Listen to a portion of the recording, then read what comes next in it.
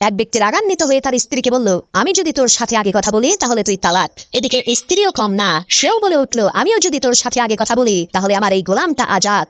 এভাবে দীর্ঘদিন অতিবাহিত হয়ে গেল, কেউ কারোর সাথে কথা বলে না। এদিকে সংসার অচল হয়ে পড়লো। তখন সেই লোকটি বড় বড় আলেমদের কাছে গিয়ে বলতে লাগলো, হুজুর আমাকে বাঁচান, আমি যদি আমার স্ত্রীর সাথে আগে কথা বলি তাহলে আমার স্ত্রী তালাক হয়ে যাবে। আমি আমার স্ত্রীকে তালাক দিতে চাই না। আবার আমার স্ত্রীও যদি আমার সাথে আগে কথা বলে তাহলে তারও অনেক মূল্যবান একজন গোলাম আজাদ হয়ে যাবে। আমার স্ত্রীও তার মূল্যবান সেই গোলামকে হারাতে চায় না। এখন আমরা কি করতে পারি? এক পর্যায়ে সেই লোকটি ইমামে আজম ইমাম আবু হানিফা রাহমাতুল্লাহি আলাইহির সাথে দেখা করলো। ইমাম আবু হানিফা রাহমাতুল্লাহি আলাইহি তাকে বললেন, তুমি তোমার স্ত্রীর সাথে আগে কথা বলো, তোমার স্ত্রী তালাক হবে না। ইমাম আবু হানিফার এই কথা শুনে অন্যান্য আলেমগণ বলতে লাগলেন, হুজুর আপনি এত বড় মাপের মানুষ হয়ে এই রকমের নীতিজ্ঞানহীন উল্টাপাল্টা ফতোয়া কিভাবে দিতে পারলেন? তখন ইমাম আবু হানিফা রাহমাতুল্লাহি আলাইহি বললেন, ভাইরা আমার, আপনারা শোনেন, এই লোকটি যখন তার স্ত্রীকে বলেছে আমি যদি তোমার সাথে আগে কথা বলি তাহলে তুমি তালাক, লোকটি তখন একেবারে চুপ হয়ে গেছে। আর তখন থেকে এই শর্ত কিন্তু চালু হয়ে গেছে। এদিকে লোকটি চুপ হয়ে যাওয়ার পর তার স্ত্রী বলেছে, আমি যদি আগে কথা বলি তাহলে আমার গোলামটা আজাদ।